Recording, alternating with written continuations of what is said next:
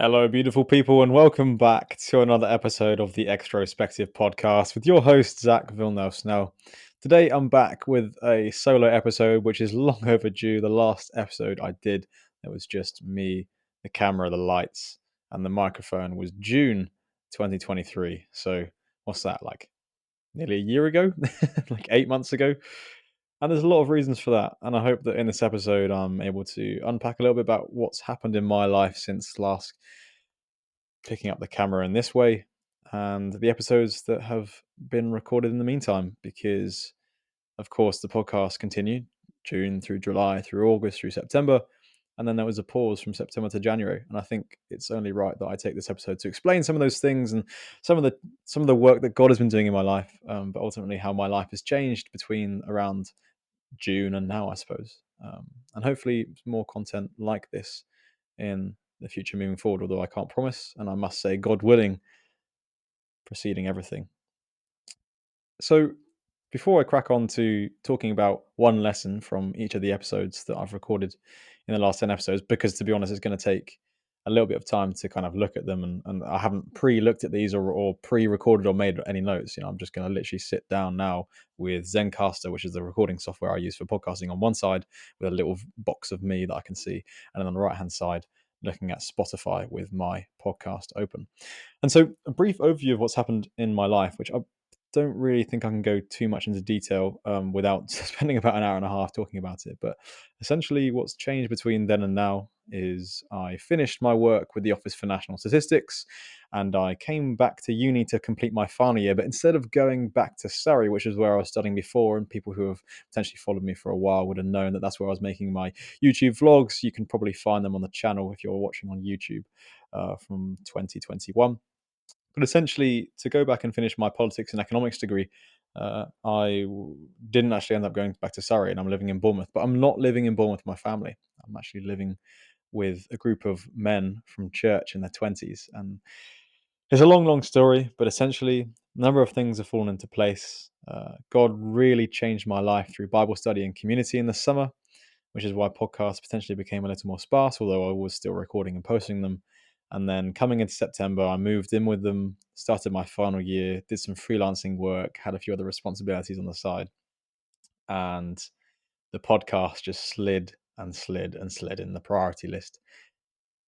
Even sitting down now and recording this reminds me of how much I just love talking about things that I'm passionate about and sharing them with people in the hope that they take a slither of information and truth away with them or gives them something to think about. Ultimately, Jordan Peterson says that ideas are so that we don't have to die because we can let the ideas die rather than ourselves. And I do a lot of that. I think about things so that I don't bear the consequences of poor action. I can do good thinking, led by God, to not lead to bad living. And I hope that through thinking about some of the things that I've shared or will continue to share, or in any other podcasts I have, it can help inform your thought processes, your perspectives, and your life. Without further ado, let's just crack into these without getting too philosophical. I'm sure there'll be another episode for this sort of waffling at some point in the future. But let's just run through 10 lessons from 10 guests, 41 through to 50. One take wonder. Let's get it going. Elliot Hulse, 16 years, 500 million views on YouTube. Where's the rest of the title? You can tell I'm doing it in one take. 500 million views on YouTube, strength cam, and making men strong in a degenerate world. This is probably the biggest guest in terms of social following I have got and probably will get for some time, if not forever.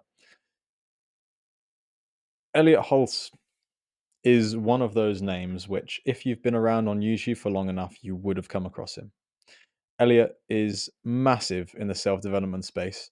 He had millions of subscribers and millions of views every single day when it was just pick up your camera and talk on like a potato, essentially recording it. And he's still going 16 years later. His popularity, I suppose, has decreased. He's still making content. He still has a significant following. But because his journey, his sanctification journey has been so public, Of course, you go through phases of people that follow you because of the things you're saying, and then because the things you're saying move on from what they view, and then you start to deviate away. They no longer follow you, to the point where I think a few years ago he became Catholic, and now he's quite a devout Catholic, which I won't go into too much. But at the core of what he's saying, there's a lot of Christian messaging, and ultimately, the thing I took away from Elliot is that even someone as a successful materially and having all that fame led him to question, if I'm leading these men, who am I being led by? What am I leading them to? What is the ultimate source of truth? How can I just follow other fallen men if I'm a fallen man leading fallen men? The circular logic. And Christ met him where he's at. Christ found him, and now that's the centrality of his message. And I guess one point to take away from that whole episode is that Christ will find you in his time, and that Christ is necessary above you to submit to as a man. Otherwise, you're being led by your own flawed intellectual whim or selfish desire, or how you perceive yourself to be altruistic but is conceited in selfishness. I think a lot of us potentially fall in that category if we aren't submitted truly to something perfect above us. Because if not, we are our own gods, and that doesn't end very well. Episode 42 is with Dr. Martha Harrison, understanding that barriers that men face in therapy and the power of introspection. Now, I really was surprised by this conversation because I reached out to Dr. Martha Harrison through Instagram. She created an Instagram account called Circle Time. And I had no idea that she did her university research project on men's mental health until the conversation, in the middle of the conversation. But essentially, we spoke all about therapy, about mental health, about the differences between men and women, boys and girls. We spoke about stoicism, emotional regulation, and what it means to be introspective, amongst other things. And the one thing that I took away from that conversation is that boys and men respond differently to how girls and women do to therapy. And why that is should be more of a question that we ask. And to be honest, fuels why I want to go into clinical psychology, both for young women and for young men. I have a particular thing on my heart for young women, but young men equally so, to be honest.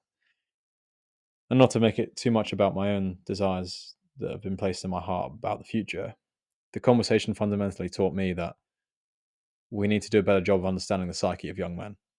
What gives them purpose, what gives them meaning, why they don't seek help, how that help actually looks like. Is it just talking, or is it practical solutions and doing in community? And to be honest, it raises more questions than provides answers. But the two episodes I've just mentioned, top quality episodes. Really, really enjoyed listening to them. And I say listening to them because it's the guest that's doing most of the talking. I'm just pursuing my curiosities and asking the questions. And yeah, it was a good one. 43 was Callum Carver, side hustling at 16 to inspiring the next generation towards self-improvement. Even since recording now, Callum has come on leaps and bounds. It's been fascinating to observe his journey from afar. I don't really speak to him. He's got a lot of things in front of him which are very exciting. He's grown so many followers, makes so much great content. Really love what he does. To be honest, number one lesson from him is be diligent, work hard, and delay gratification. Because as a young man, there's so much out there that you could be doing with the time that is sold to you as the better thing to be doing with the time, that all your friends are doing around you, and you're culturally shamed if you don't engage with those things. And doing the alternative is no promise of success. Doing the alternative can be lonely and miserable. You have to seek out community and like-minded people. And sometimes there is luck. There is that jackpot. Callum admits that himself. Of course, there are other people like Callum who have been doing similar things who haven't gained 200,000 followers and earned £500,000 by the time they're 21, or however much he's earned, a few £100,000 through online business. But fundamentally, luck is when preparation meets opportunity. So you can never predict when you might get your big break or when you might come into fortune. But if you aren't diligently preparing and doing the habits that will get you there, when the opportunity presents itself, you won't be able to take it. I liken this to the podcast, to be honest, even though it wasn't an opportunity that presented itself to me. I was well equipped to step into having this podcast after doing public speaking and interviewing and developing my ability to ask questions and be introspective and reflective. And I was doing that all as a natural product of my the character that God's given me in pursuing what the truth is. And so when the podcast idea came along, I was naturally able to step into it. Nothing of this podcast has been lucky.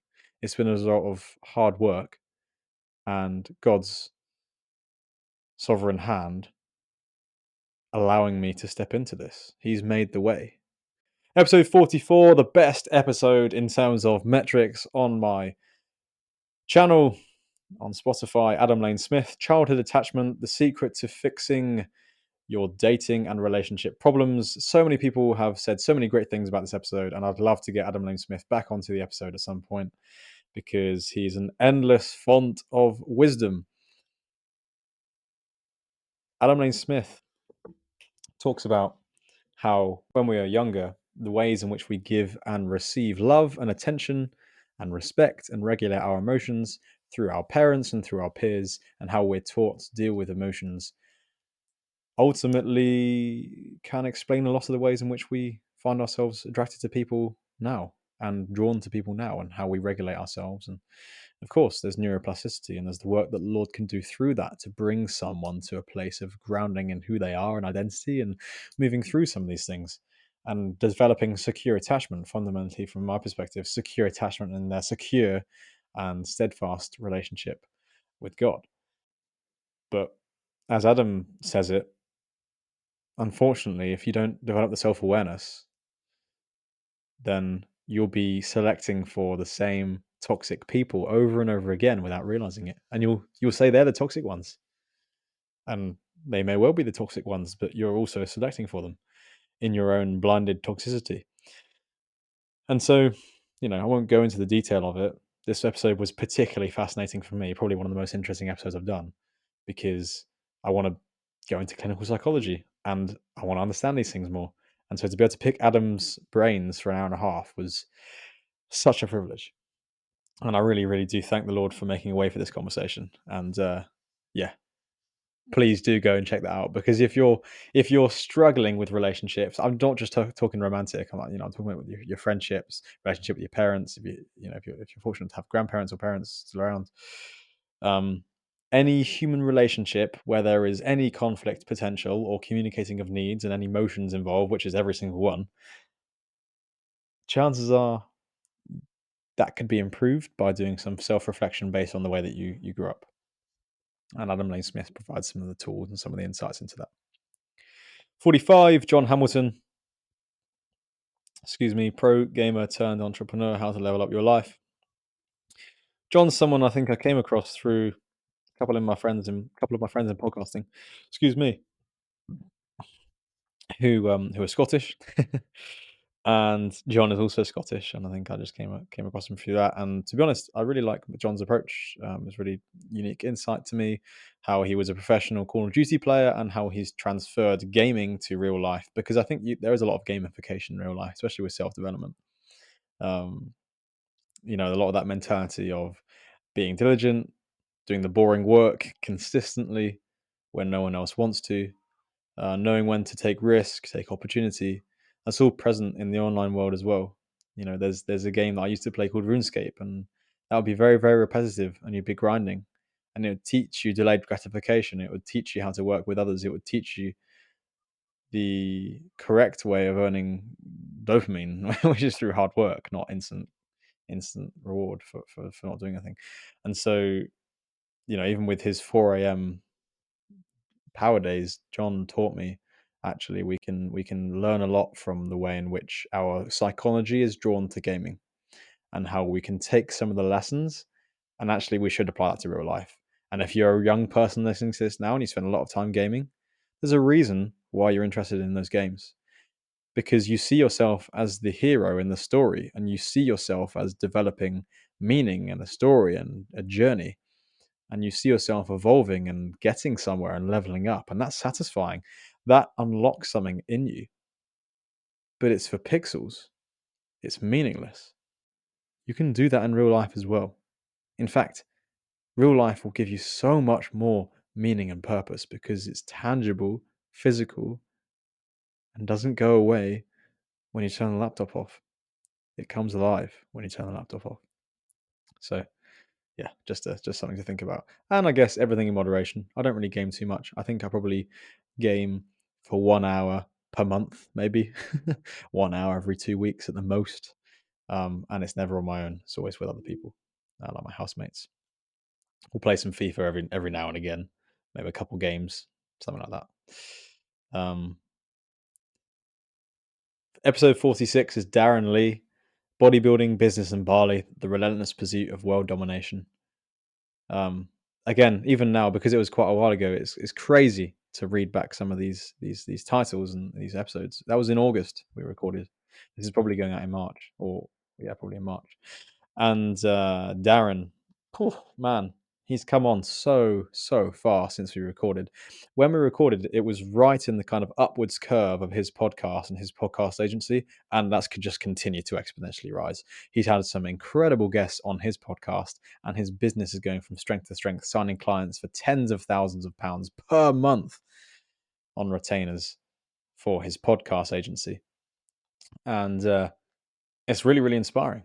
In the conversation, really, the take home message is uh, die to small town syndrome and die to expectations about what's possible, because he's been able to move into some place in Southeast Asia, completely make a life for himself with endless opportunities, and all of that is only made possible through really hard work and smart work as well, and doing the work that no one else is willing to do. You notice there's a bit of a trend here.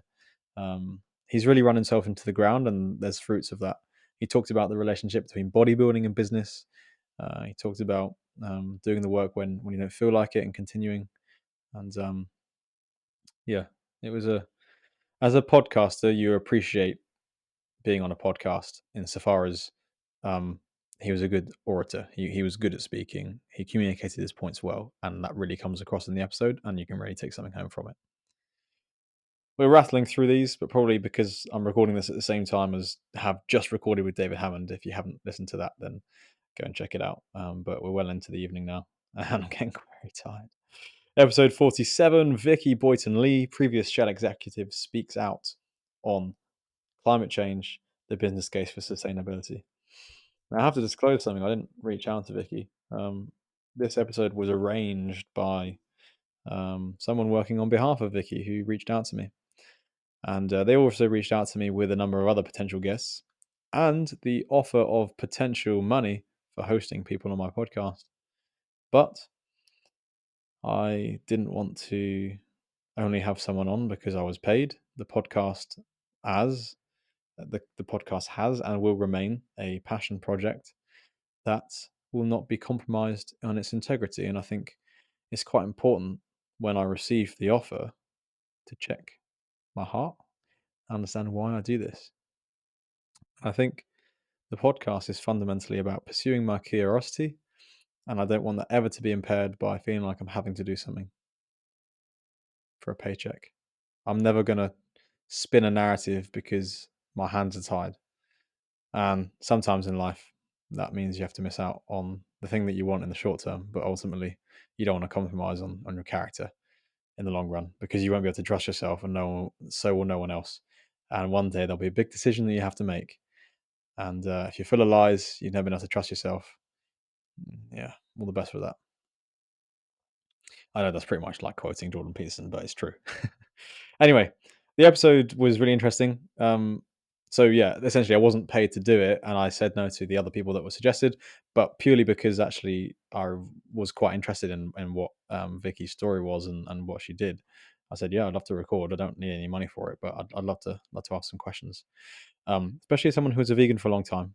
And that's another detail that probably isn't public, but yeah, I'm no longer vegan. After 7.5 years, that's probably deserves a I'm no longer vegan video on YouTube, which will probably get lots of views and lots of angry comments. But never thought I'd be one of those after 7 years. But here we go. Anyway, too many tangents, too many tabs opening up. Let's talk about the episode. Essentially, she works in sustainability in one of the most unsustainable companies. And you might ask, isn't that a bit of hypocrisy? When I would argue that our entire world is built on oil, so it's a bit hypocritical to say no, like just up oil. It's like, well, what do you mean just up oil? You wouldn't be able to record the just up oil process, like protest, because if you stopped oil, you would no longer be able to charge your phone, and there would be no street lamps, and you'd not be wearing any clothes, and you'd run out of medication. I think there's just so much nuance that people don't appreciate with the environment. It's a global issue. If the UK sunk, there'd still be 98% of pollution. So think about that on a global scale, and then think about 70 mil, like divided by 70 million is the effect that you'd have. So what's 2% divided by 70 million? If you died tomorrow, that's the impact that you'd have on global warming. And of course, that's never an argument for why you shouldn't do something. You do something because it's right or wrong, not because of the impact that it's going to have fundamentally. So that's the first thing you got to drop, because otherwise you parade around you yourself being the savior of the world, but also then you bear an unbearable weight that isn't even proportional to the impact that you can have with your actions. There's climate anxiety, which is absurd because we have basically no attachment to what we do to the outcome of the planet, and it's a very very aggregated general tilt based on the amount of carbon that we produce and the pollutants and the biodiversity and ecosystem and the relationship that we are having with the planet. Of course, it's far, far, far, far, far from perfect. And of course, we should be diligent in what we consume, and we should be thoughtful with where we place our money, how we spend our time in light of sustainability, because we do want the planet to be sustainable. But ultimately, you can make it your God and you can get quite dogmatic about it. And that's not helpful for anyone. It really isn't. We have to approach these conversations like adults, sensibly, with nuance, and appreciate that the work that Vicky does is some of the best work out there in terms of the problem's not going away, the company's not going to go away. How can we transform the company to moving towards more sustainable solutions whilst not just completely destroying everyone's way of living and going back to the Stone Ages? So, yeah, there's that one. I could talk about that for a very long time because trust me, I've been in that world, and there's truth and lies in it on both sides, and it's frustrating how binary people can be on the issue. But that's the same with anything, to be honest. And that's the beauty of viewing everything through the biblical lens, is that you see things for what they are, i.e., you see the things truthfully or falsely, or at least the Holy Spirit is able to discern that. You're able to be a bit more rational and not peg yourself to any identity that is not in Christ, whether that's right or left wing, whether that's any particular isms or ologies. These things limit us because we begin to die on hills which aren't objectively true that we are attach our identity to. And fundamentally, identity is something which you should be not attached anything to other than something perfect that cannot move or change, and that is Christ. Because otherwise, if you're attaching identity, you know what I mean, like it gets confusing. Anyway, episode 48 was with Abby Davison. Money and love, how to approach life's biggest decisions. Yeah, it's funny that I recorded this episode 1 month before I started dating someone for the first time in a few years, and it was something I definitely couldn't have foreseen. But in the episode, I then learned a lot about how to approach some of the conversations I then did. I'm sure she's listening to this now. How to be more spontaneous. How interesting is that? That's definitely something that the Lord's worked on through me, worked on in me. How to plan more strategically. Again, things to consider when making big decisions, and why you can't separate love and money. We reflect on some of the key decisions that she's made in her life and explore the topic of balancing motherhood and a career. These are all conversations that have just been a large part of my life in the last few months. And to be honest, while she isn't a Christian, I think a lot of the advice she gives is incredibly biblical and reflective of a more holistic approach to love and money and big decisions. Of course, that's the book that she's written, and she actually has a newsletter now, which I can't remember the name of, but if you search Abby Davison and look at it in my podcast, you can find it, the links. One lesson, haven't really been doing the one lessons here, have I? One big lesson is not acting on feeling, acting on rationale, and then that action leading to feeling. I think, to be honest, the feeling needs to be there generally, but you don't act based on that pull, because that's how people end up in places that when they then reflect on, they're like, whoa, that was not a good decision. Like, you have to make clear-headed decisions, and I think, yeah, that's all I'll say on that one, to be honest. I think it was a fantastic insight into how we should actually make decisions that are going to be the best for us in the long run, and the best for others, to be honest. If you're looking at it through the Christian perspective, to glorify God the most, um, and knowing that what will glorify God the most will be the best for you, I think is the way that I would interpret what was being said. Although that's not exactly what she was saying, of course.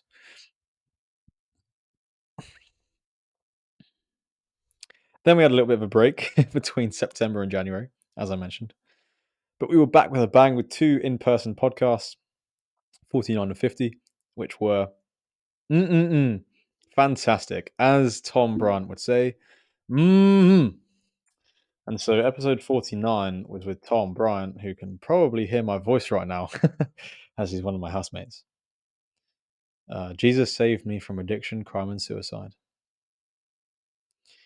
I don't know what I can say on this, really, to be honest, that would do anything the episode justice. But we sat down for 2.5 hours. I trimmed it down to an hour and a half. I've known him I knew him for about a week before trying to go and get a house together with 3 other guys. So there's 5 of us in total. Got a house. There's been an interesting 5 months, to say the least, working through some things and growing so close to one another and growing close to God together. But about the episode, it's just Tom's testimony. Tom grew up with lots of instability and a lot of uncertainty, and that led him to find stability and certainty in the wrong places, which is pretty self-explanatory from the title. And yearning for truth and identity, which I'm sure many people can relate to for a long time.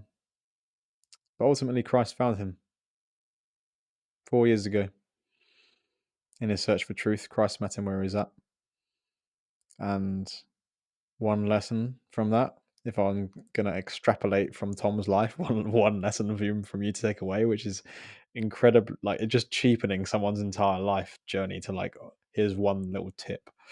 I would say, don't fret if you aren't in the place you would like to be right now, and trust that in at least pursuing what it is that you would like to do, and pursuing what truth is for you, and understanding who you are, I think trusting that will lead you to where you need to be, and leaving it at that. Because I think you can take any snapshot in time from Tom's life before he was saved and ask, what was the point? He was lost, confused, isolated, lacking purpose, suicidal at times. But the testimony is one that resolves, comes back to Christ. There's still sanctification. There's still the outworkings of sin. Ultimately, you're never perfect. And there are consequences to actions. But you can lean into the love that God has for you and the perfect plan that He has for your life, and trust that He is going to bring you to a place where you will be able to make sense of what has happened in the past. As you move through life, you grow to understand God's perspective, the perspective that God would have had at the time of you. I don't know if that makes any sense, but it makes sense to me. With events in my life that are unexplainable, God knew what He was doing, and now I sort of knew what He was doing, looking back. And my prayer for you, my hope in Christ for you listening now, is that if you find yourself in a position unlike Tom's or anything that is challenging and makes you question the meaning of life or if you believe in God or not, that you would just trust that God will make himself known to you and that the truth will, in some sense, set you free over time, and you don't know when that time is going to be.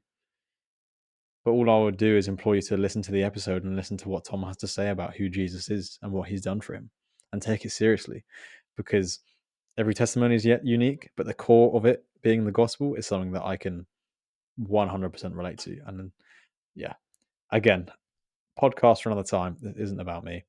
Of course, it's even still not about me. Even talking about me, it would be just talking about what God's done in my life. But not even going to be talking about what God's done in my life. Let's just talk about the guests, which we are here for. Finally, episode 50, Ty Tamel, Bournemouth business maverick on finding people, profit, and purpose. Good one. This is a good one. You can't have a favorite podcast. And whilst there are conversations that, from a personal career perspective, I find more interesting because it's specifically about the topics that I want to go into, and there are conversations where people have been more raw and honest about their deep pain and how they've transcended that, from a human perspective, and integrating all of them and just really interesting conversation about someone who's achieved so much in his life in a short amount of time, and the production quality and the familiarity with having a conversation in person. Ty Tamel and that episode 50 is probably the nicest podcast to listen to, that from a pure enjoyment perspective. And there's so much in there as well that you can take away. So I'm going to find it very difficult to surmise one takeaway again from this man's life. Ty Tamel is a serial entrepreneur in Bournemouth. I've known him for 4 years. He came into the bike shop one day looking for a bike when I was working there as a little scrawny 18-year-old kid. And I told him we didn't have any bikes, followed each other on Instagram. I was doing loads of sports and sharing stuff there. And obviously, he's doing what he's doing. And we connected on there. And we were actually supposed to record about a year and a half ago, but never ended up happening. He was going to be like episode 5, but he ended up being episode 50. And I'm glad it took that long because we were able to have that studio set up and do it justice, do his story and his wisdom justice. Or you could say that the wisdom that God has given him through general revelation. But yeah, I really can't. I really can't put that into one lesson, to be honest. Ty Tamel or Mustafa Tamel. To be honest, just go and listen to it. Like, it's just such a great conversation. One lesson, crumbs. I'm actually struggling here, and probably it's because I've also been recording podcasts for about 2.5 hours, and I've had no food today. But we're on a roll. We're going to keep going. Please bear with me. Show me some grace. Ty Tamel, one lesson. It's okay to fail. Maybe it's okay to take risks. Ty's taking loads of risks all the time. He set up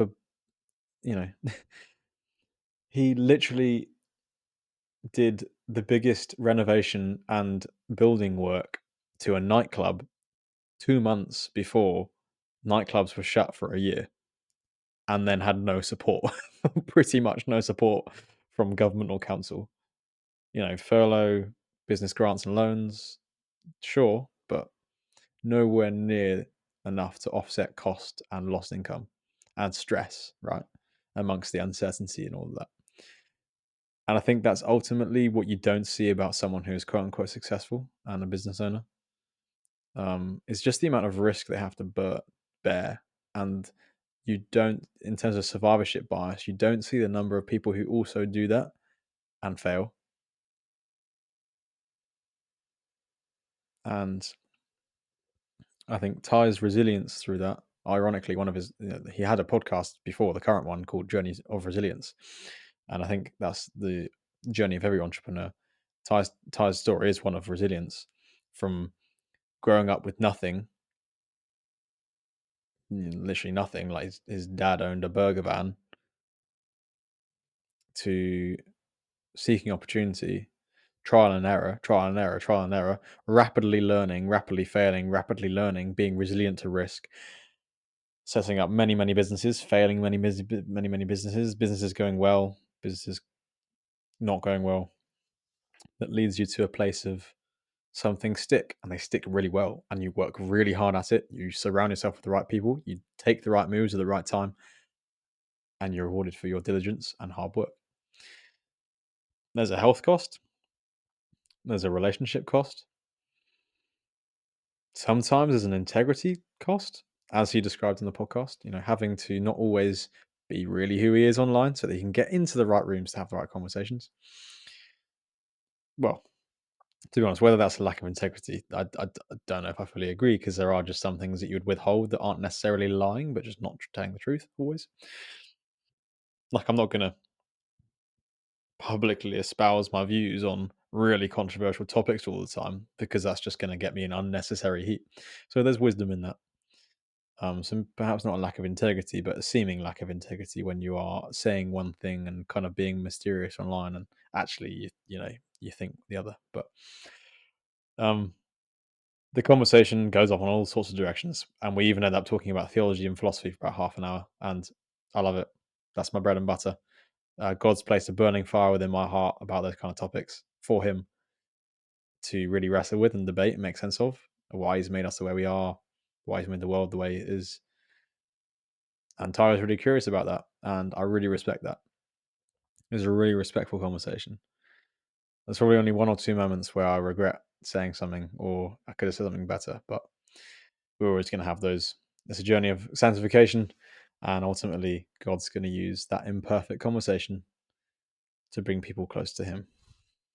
Thank you, everybody, for listening. I appreciate the waffle. I appreciate your ear, lending me your ear for the last 40 minutes, or 30 minutes if you've been listening to this at 1.25 speed, or whatever. Thanks for listening. Take care. I'm sure I'll be back with some more content. I think, to be honest, mate, whoever's listening to this, to be honest, most of the resistance to sitting down and recording content like this is just the setup.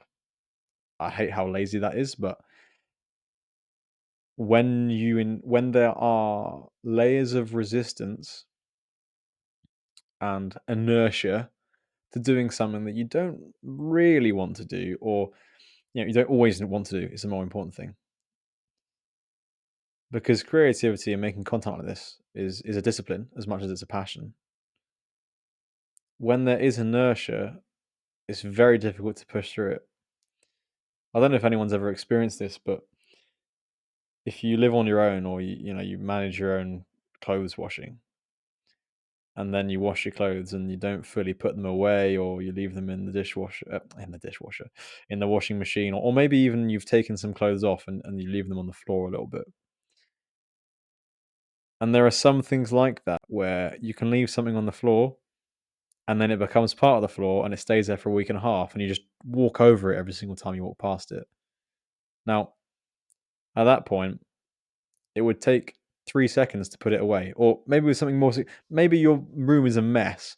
I guarantee if your room's a mess, it still only really takes 15 minutes, like 15 minutes out of your day to take it from a mess to clean.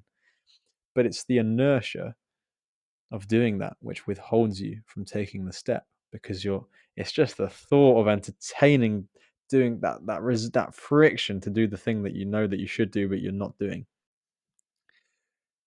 And don't get me wrong, that's not the same with this, but in terms of the setup, it very much is. And so, literally, speaking of a setup and inertia, my room has been a little bit messy in the last week, and I cleaned it this morning, and here we are making the space to record this. Um, I would show you if you're watching and pick up the camera and things. And hey, why don't I do that?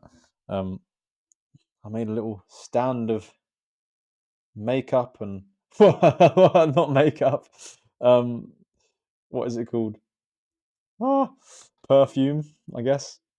Not even perfume. What am I talking about? Aftershave, deodorant, beard oil because I'm growing my beard out again. Um, Books, grooming products. Need to get a mirror for it. Clean my room, put everything away in its order. And I think it's much easier to maintain when it's orderly, isn't it? Anyway, I'm absolutely waffling at this point. So I appreciate your patience. Thank you so much for listening to the episode.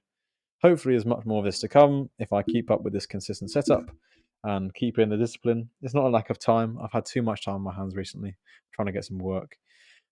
Uni, final year is going well. Thanks for asking. Yeah, there's a lot going on in my life, but I appreciate you listening to this, and I hope that you took some of the stuff away. And I'll speak to you soon. Take care.